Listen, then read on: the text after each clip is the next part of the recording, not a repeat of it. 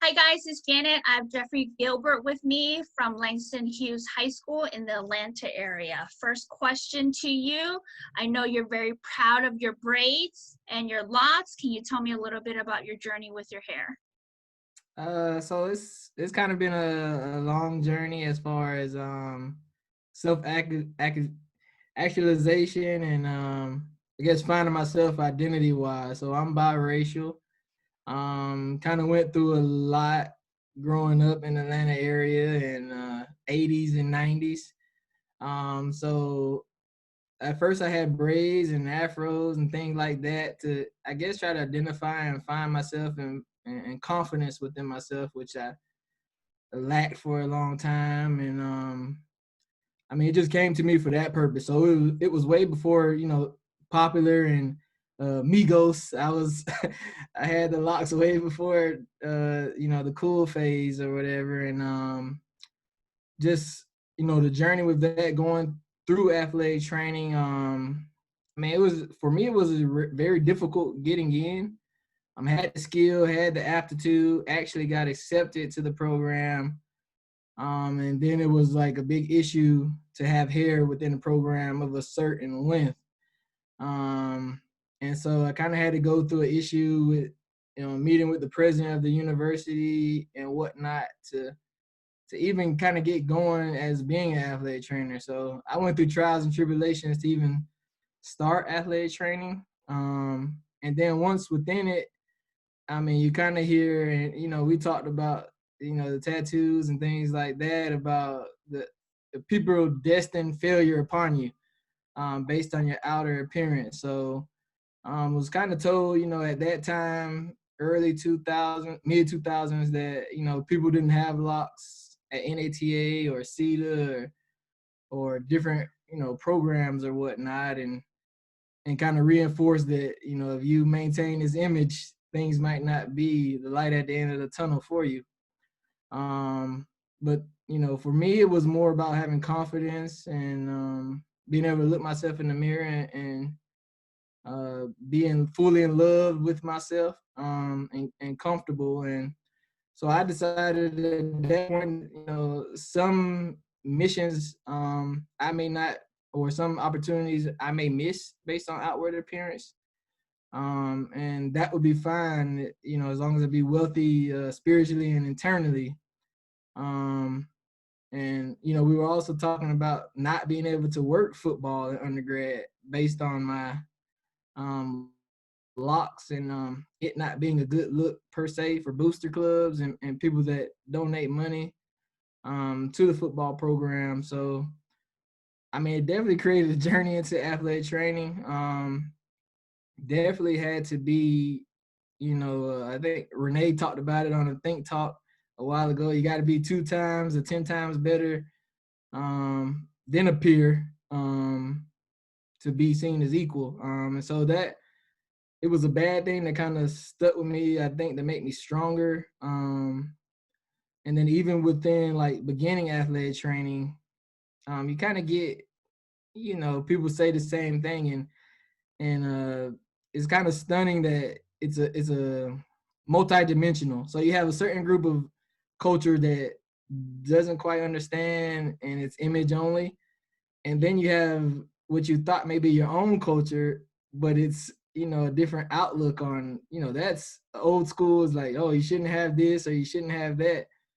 And for me starting as a young AT, it was like, wow, you it was very hard to find I guess comfort or someone that fully understand. And saying that, this isn't a shout out and all that, but I want to thank Julio Años and Craig Boyd, who really supported me early and told me I could be as great or as amazing as I desired to be, when so many before had told me otherwise. And also Mr. John Zubel reassured me, man, be yourself, man. Long as you have the knowledge and the confidence, you're gonna go places. And I mean, I held on to that strong, and sometimes I did hit hurdles. Um, or you check all the boxes in the interview. Like, do you have this experience? Yes, I'm beyond that. I'm beyond that. I'm beyond that. we're gonna go with somebody straight out of undergrad, or you'd be a good fit for this area. Well, I applied for this job in this area. Why you want to send me to this area? And I mean, you can't say it, but I have locks, so I must be able to work in this community. And that's happened quite a few times, but like we were talking earlier, I love me. Um, and I don't mean that to be narcissistic, but like, it's, the biracial thing started, it was a journey. And it still is sometimes of confusion. And then, I mean, you just have to reassure yourself. And, you know, luckily I married somebody amazing that, consistently reassures me, um, that, okay, you may lose certain opportunities, but as long as you're happy within yourself, we happy as a family. And, I kind of hold on to that still, but, it's, you get your petty in you sometimes and you want to be petty, but, like I said, I just try to maintain my happiness. And it's still, like I say, frustrating. Like, you have a master's in health administration, but it's so hard for you to get into administration, or certain avenues. And you wonder, you know what I mean? 'Cause what that person told you, for me, 10, 13 years ago, or even beyond that, as a, high school kid, is it because of this? Like, I'm educated, I have the experience, but I still can't get my foot in the door type. And is it just opportunity, which happens, or is it the hair or whatnot? And I've had some behind the table talks with people, and a lot of times that's purely what it is, optics. Um, but to circle back around and not talking too many circles, but I'm content with who I am and how I look. And when I shock the world and have a haircut one day, it's because Jeffrey Gilbert and family decided to do so. Not for revenue or whatnot, or pressure. We came to a decision that we would be happy with a different change of pace or look. So, and my baby girl, I'd do anything for her. So if she wanted me to have a mohawk, I'd have it tomorrow. So on current events with regards to race relations, living in the Atlanta area and being biracial, what are your thoughts and feelings? um, I mean, for me, it's kind of been present since I can remember. It's the platforms have changed, the opportunity to learn about things have changed. But I mean, I remember as a kid, my dad worked at Lockheed Martin in Marietta, um, and he had a noose in his locker before, and he came home so angry, and try not to get emotional, but all he do is sacrifice for us, because it makes you angry. It makes you want to act outside of your norm. And I just remember those talks, even being biracial. And, Jeff, if you have a certain look or a drop, this is what they're going to categorize you as. And, at that time, you really don't understand. And, you get a little older, and I get into high school and I got braids and all this. And I'm A student. I never got a B until I got to, high school, B or C or whatever. But people assume that you do certain things, you have certain behaviors and all this. And I tell my dad, and and he just further align, just stay in your lane, keep your hands out of certain trouble, and you'll be fine. And I kind of held on to that. And then not to make a long story, but when I was 16, I was driving in Griffin, Georgia, and my wife tired me telling this story all the time. But it was me and some friends. We pulled. It was late night, kind of having fun, going to party or whatnot. I pulled around in like a retirement center, and blue, blue, flashing lights everywhere. They pulled us over, and they say, "Mr. Gilbert, you've been drinking and all this." And at that time, I mean, I'm a pure as water. You know what I mean? So, they pulled us out. One of my friends didn't have an ID, and they roughed us up. And in my mind, I'm just thinking like, man, just yes, sir, and survive. You know what I mean? And and I'm 36 now, so that's 20 years ago. And and just survive and make it, man. Don't talk back, look at the ground, don't make eye contact. And we made it through that night. And my friend that didn't have his ID was more roughed up than the rest of us. And then he said, "Now don't come back to Griffin anymore." And I said, "Yes, sir. As long, as long as I'm alive." And I kind of held on to that, and my wife kind of got me over that. But I mean, it's been a part of my life, like throughout, and sometimes, on both sides. Being young, having to prove that you're tough and you're just not that kid necessarily in the Black community. Um, so I kind of dealt with it to both degrees, but then you kind of see the system of power and who has the power. I may have gone through things in the Black community being biracial, but in the end, it was just purely names and at the moments, and nothing that controlled my destiny or my future per se. Like that at 16, I could have been dead. I could have went to jail for something that I ain't. I was a student pretty much and up to no trouble. Um, and it just you look at the dichotomy, and like I was telling you earlier, I'm a Virgo, so I'm analyzing things and unfair treatment and just and I know when George Floyd happened, I was very angry.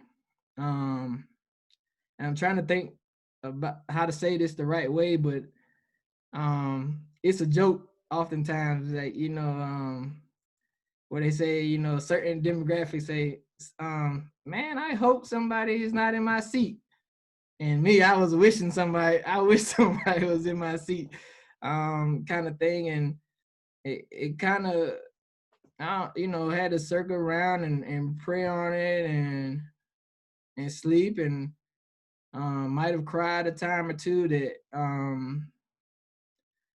it's just no matter how much you know paperwork or education or all this, um you'll still be a n-word to some people. um and it hurts, and these emotions didn't just happen because of social media. Now I've had moments where it's just like things aren't fair, you know what I mean? And small, simple microaggressions. Like you might in high school, you'll go to a football game. My buddy might be a white male. We're dressed the same, Emery shirt, khakis. They let him right in. And me, it's a big old issue or commotion to get in. Like, you're not an athletic trainer. Yes, I am. Like, here's the credentials and everything like that. Call who you need to call. And all that. Like I just went through it last a playoff game in basketball wise. And it's just, it's frustrating all around it. And then even the friends you see on social media, like some people are like stunning me with their outtakes or lack thereof. And even me, I had a family issue recently, because my mom's family is from Oregon, around Portland, so you can imagine. Um, with what was mentioned on the debate last night, those guys are in Portland, Oregon. Um, and so, I'm not gonna, say a specific person, but it definitely hurt my feelings that, this person, had me at their house and stuff, and they think a certain way, um, and they fall for the narrative. These are the same narratives from 40 years, 60 years ago, 1960. So like how can you still fall for this same narrative? And how can you say you love somebody and still believe, these myths? Like, haven't I throughout my lifetime proven this wrong? And you just, that's something that hurts, and it still hurts now. Just no, you see the greatness that's within me, and you can't get over, what's being sold by current leadership and militia and propaganda. Um, and so like my mom, she battles mental illness, so I can't really like have that taught with her. But I do talk with my brother and stuff, and it's like, it kind of drives that, like I said, that home. Like, no matter what you do, people are taught a narrative and they're going to stick to it. So, I have, I'm a part of EDAC committee, so I have hope that we can educate and teach. And you probably saw my post is like, my prayer is that we just touch one thought. I don't aim to change a person, because a man is who he is and a woman is who she is, and other is who other is. But we could change one thought. We could potentially have them teach someone else that same train of thought. So, but yeah, just to rehash, is like, even with the Breonna Taylor, like, my whole thing is this no knock warrant is terrible, is racist, it focuses on one culture predominantly. Even in Atlanta, like, we had red dogs when I was young, and that was a group of police force that could just pull you over just because of who you might have hung around or what you look like or whatever, kidnap you, question you, do you know this person, this person, this person, this person, with a warrant, without a warrant sometimes. And it just continues. And I know this isn't the final stop, but I would like to see people focus on changing the laws and the issues. Like it hurts my heart with Breonna Taylor, but let's band together and unite together to fight this no knock warrant, because it's killing us all over across the nation. We might hear about a case next month or next year, but it's bound to continue to happen. And it's just, for my son, I just try to teach him to do as is and expect hurdles, but don't let hurdles block you for good. And that's that. I mean, that's a summation of how I feel.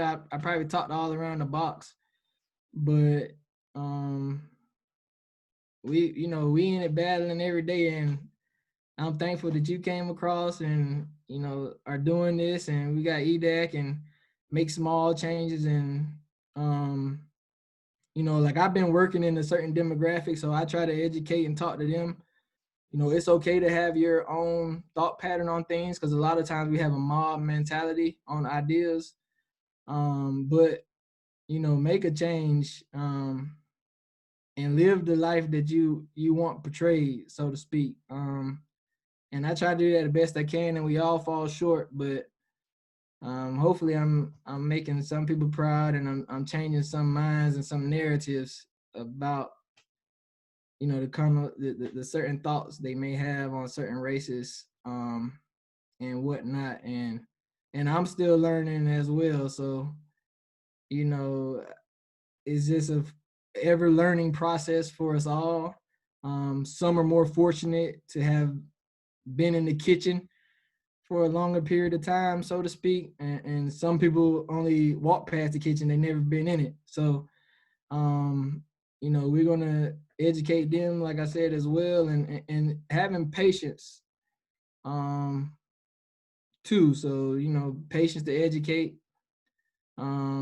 patience to feel hurt, patience to take time off. Like, if you like Jeff and you like, and one day I didn't feel like dealing with nothing but my family, I took a PTO. I know as athletic training is taboo a lot of times, and so many people depending on us. But I got, two kids and a wife and myself that depend on me, that I have to be prepared and ready and in my right mind to serve others too. So I guess that's one thing I'll say about, the race is, people take your time off to get your mind correct. We don't want to increase unemployment. So, it's a serious issue. Mental health is a serious issue, and this affects your mental health.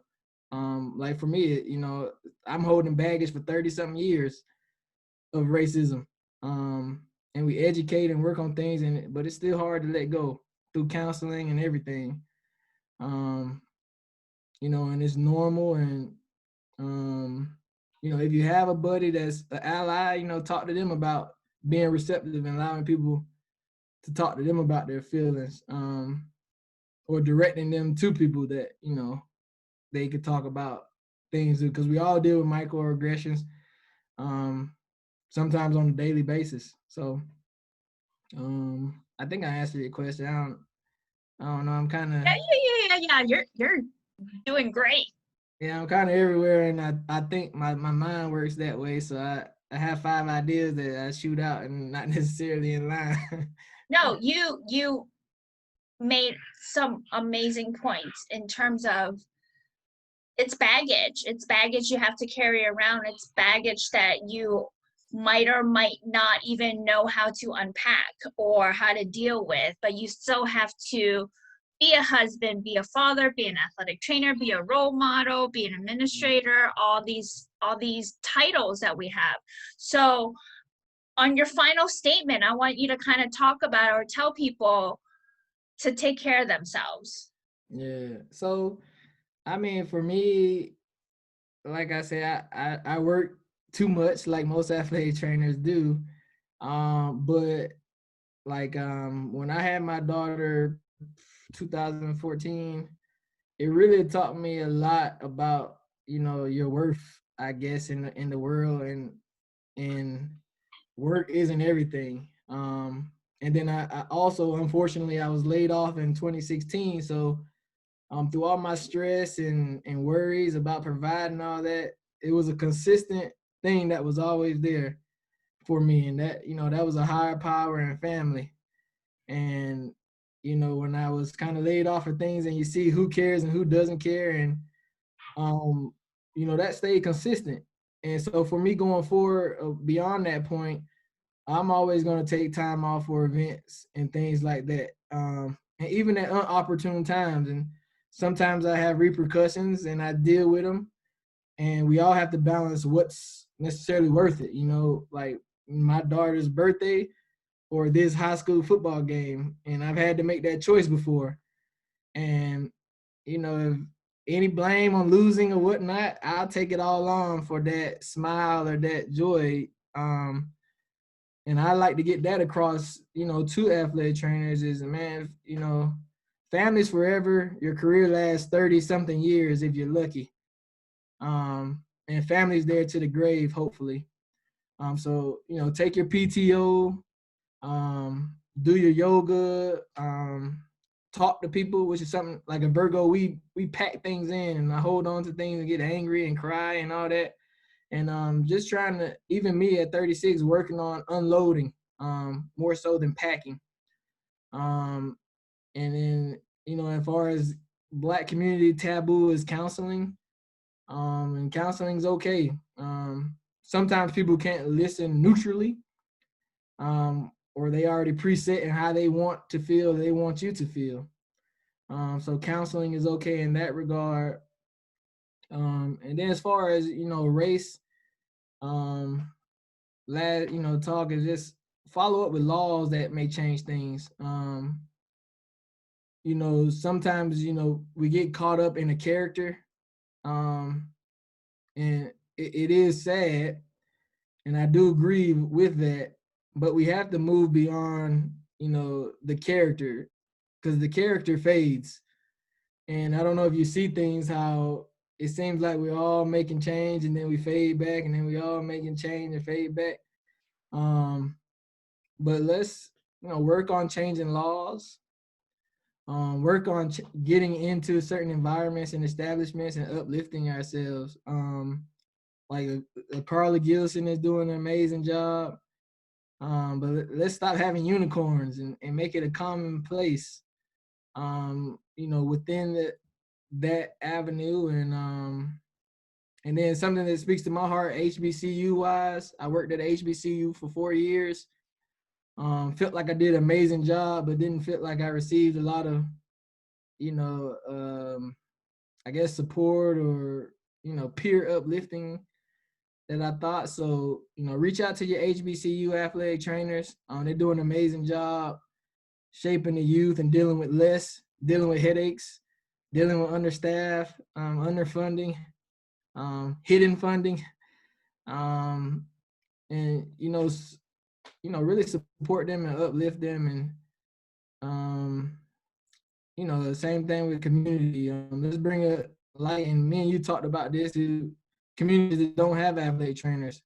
You know, how can we create a platform to help those, to put a light on those, to sometimes embarrass those that may be in charge that think athletic training is not a necessity. And I mean, that's essentially it. You know, something that kind of goes along with the stereotype of having locks is, you know, spreading one love. Um, Love and peace, you know, over conquers all. And hatred weighs you down. Um, you know, there's a time to have it, to fuel your passion for things. But if you hold on to it, it'll destroy you and weigh you down.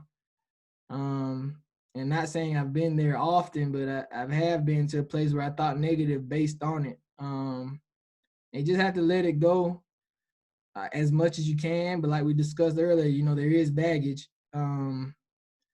But don't lump everyone, you know, don't lump everyone into that same bag that one person provided the baggage, if that makes sense.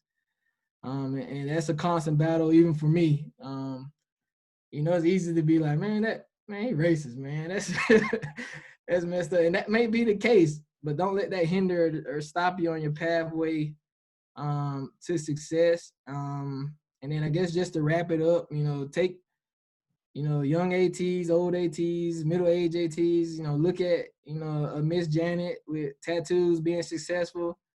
Look at myself with locks, beards, what I deem to be successful. Look at more how common it is, what more common it is now. And people just keep being in love with yourself, and somebody that looks like you is going to gravitate toward you, or even if they never speak to you, they're going to use you for uplifting and energy. And I mean, some people I've never met, I may go to NATA, man, I saw you 7 years ago at this, at a you know, a Waffle House, or at this high school football game, and I say, man, I can do it, and I shrug it off because that's the person I am. But you know, when you're confident in yourself and in love with yourself, you know, somebody's gonna be uplifted by it. And then also, you know, be aware, I guess, of, you know, who you are, and so I know how I look, I know what image I am, and you know what comes with it, and I am, so the, you know, the shortcomings don't hurt as bad, and the, you know, the success feels more sweeter, I guess to say. Um, and that's essentially it. Just want to, you know, wrap it up saying thank you, Miss Janet. You know, thank you for all that built me, molded me, helped me through my trials and tribulations, and thank you, detractors. On that note, Jeff, thank you for joining me this evening, and I'll talk to you soon. Thank you.